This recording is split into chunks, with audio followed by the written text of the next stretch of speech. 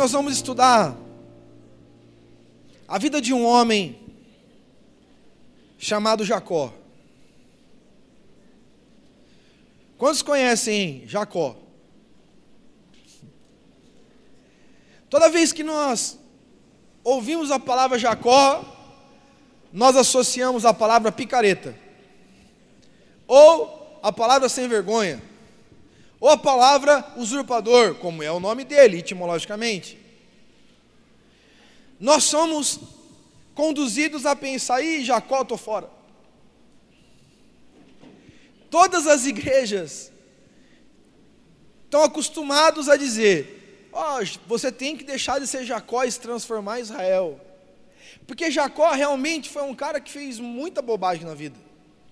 Ele foi muito malandro, ele foi muito cafajeste, ele enganou o seu pai, ele comprou a primogenitura do seu irmão. Algumas pessoas dizem que ele roubou, mas ele não roubou nada, ele comprou, por um prato de lentilha. Se o bobo do irmão dele vendeu porque quis, não é verdade?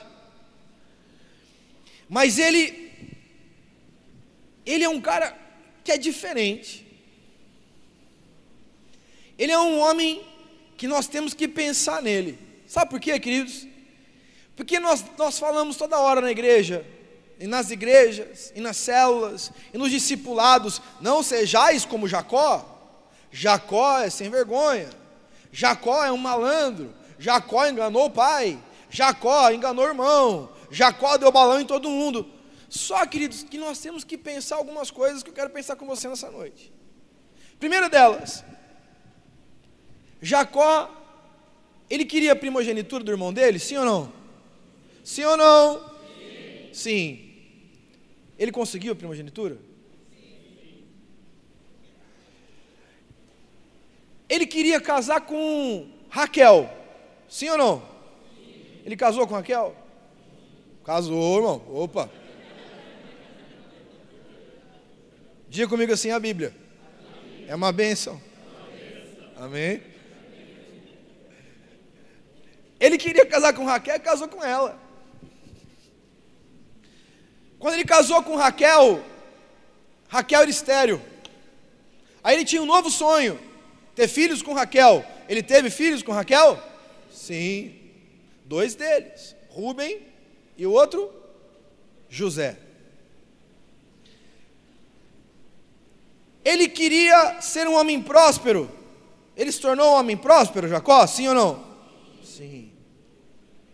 Já que estamos falando de pais, Dia dos Pais, o que você como pai sonha para o seu filho? Que seu filho seja uma pessoa bem-sucedida, sim ou não? Se você não tem um problema aí de libertação, com certeza você quer que seu filho seja uma pessoa próspera, que seu filho seja uma pessoa reconhecida, que seu filho seja uma pessoa reconhecida naquilo que faz, naquilo que ele é. Jacó teve 12 filhos, que foram as 12 tribos de Israel. Deus mudou o nome dele, trocou o nome dele de usurpador para ser príncipe. Deus fez com que ele não só fosse o pai de uma nação, mas hoje, 2000 anos depois de Cristo, que depois de muitos anos antes ainda, muitos anos depois de Jacó, a nação dos hebreus tem um nome. Qual é o nome da nação dos hebreus hoje na terra? Diga comigo assim, eu vou dar uma dica, começa com isso e termina com Israel, vamos lá. Qual é o nome da nação dos hebreus, queridos? Israel. Hoje, aquele país pequenino, aquele país cercado por inimigos, ele tem uma marca e o nome dele é Israel, o nome de Jacó. Eu vou dizer uma coisa para vocês, esse cara foi um tremendo de um picareta. Ele teve várias coisas erradas na vida dele, mas não me diga que esse homem não realizou seus sonhos. Ele realizou todos os sonhos que ele tinha. Ele viu anjo, escada descendo de anjo, ele brigou com o anjo, brincou de MMA com um deles. Ele fez muitas coisas, depois ele achar que tinha perdido um filho, Deus vai lá e devolve José para ele conseguiu ter um filho como o segundo maior homem da sua época. É como se você tivesse um filho ou uma filha, e ele fosse contratado para ser o segundo homem da Casa Branca.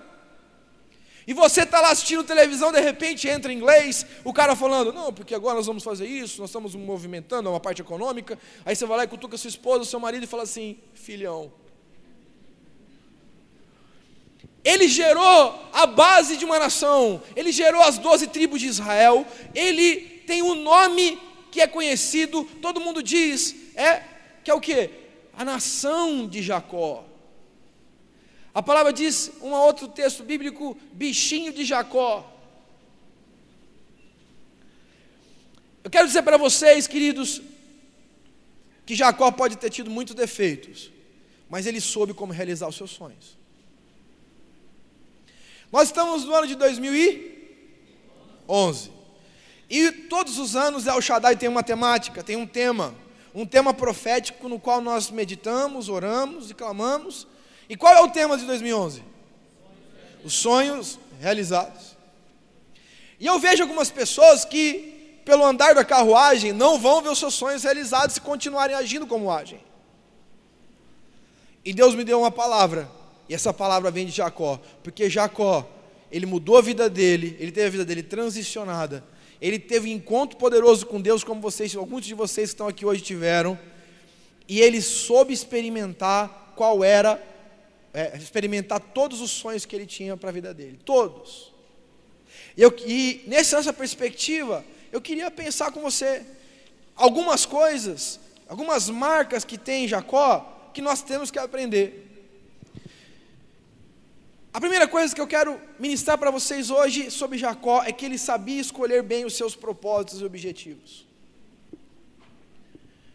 A Bíblia diz, quando Moisés escreveu o livro de Gênesis, e ele relata lá, que Esaú saiu pela barriga da mãe, já veio junto, grudado nos seus pés, Jacó, querendo tomar a primogenitura, porque ele tinha um objetivo claro. Diga comigo, objetivo nobre. Sonhos nobres. Queridos, nós somos em todo tempo tentados por Satanás para ter sonhos medíocres.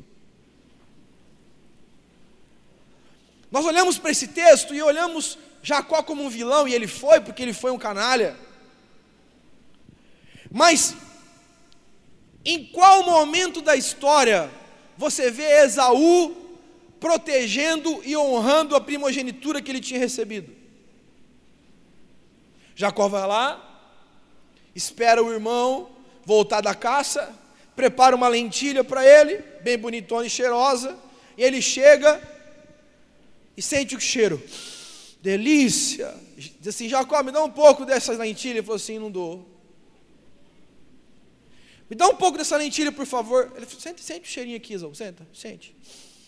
Sentiu? Não vou dar. Queridos, ele poderia ter entrado na casa dele, sei lá, colocado um Rocket Pocket no micro-ondas, ou colocado uma pizza, ou pegado alguma coisa. Você acha que não tinha comida na casa dele? Lógico que tinha. Uma fruta, um alimento. Não, mas ele queria o prato de lentilha. Jacó disse, eis-me aqui, envia-me a mim a sua primogenitura, que eu dou para você esse prato de lentilha. Esaú não valorizou em nenhum momento a primogenitura dele. Esaú tinha a bênção de Deus sobre ele por ser o primogênito, mas ele não valorizou isso, ele abriu mão por um prato de lentilha, assim como muitas pessoas dentro da igreja fazem a mesma coisa. Assim como muitos casais estão na beira do casamento, estão se prostituindo aí, e achando que não haverá juízo e não haverá consequência, porque trocaram a bênção de Deus por um pratinho de lentilha momentâneo de alguns minutinhos. E a Bíblia diz que ele fez ao contrário. Jacó valorizava a primogenitura, ele olhava e sabia, ele tinha sonhos nobres. A Bíblia diz, pedis e não recebeis, é porque vocês pedem mal. A gente às vezes é enveredado, é enganado, é enlaçado por conceitos e sonhos que não são nobres, que não são especiais, que não são de conquistas. El Shaddai nasceu há 4 anos atrás, dentro de um apartamento. Não é nem do apartamento, é de um apartamento. E muitas pessoas diziam: isso daí não vai para frente, isso daí não sei o que lá. Mas eu tinha um sonho. Não vai dar certo, mas eu tinha um sonho. Eu vou perseguir esse sonho, porque eu creio nele. Em 6 meses, nós estamos fazendo, semana que vem, o nosso 4º encontro. Se a gente pensar em homens e mulheres separados, são 8. São quase 400 novas pessoas passando pelo encontro com Deus. Se essas pessoas transicionarem e forem para a escola de líderes, nós teremos 500 células ano que vem. E nós passaremos 5.000 pessoas, discípulos aqui. Porque quem sonha sonhos nobres, vê a materialização dos seus sonhos, porque Deus abençoa. Se você crê nisso, aplauda o Senhor Jesus.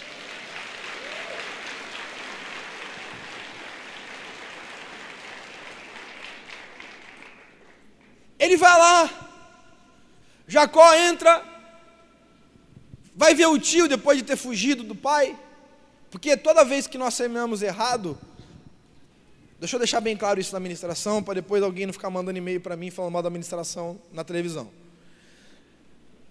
O que eu estou dizendo não é que nós temos que ter um ímpeto e viver como Jacó. Nós temos ensinamentos que ele teve e que ele viveu e que concretizam sonhos.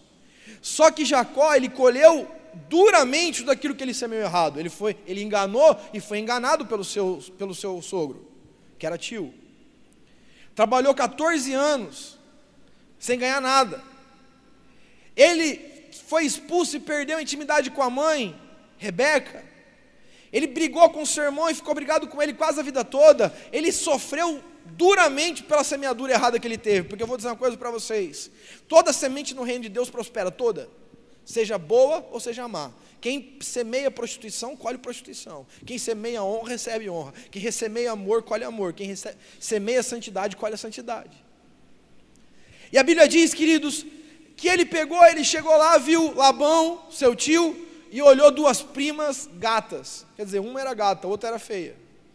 É verdade, Léia era feia, Oli era feia. A Bíblia diz que ela tinha um problema muito sério nos olhos.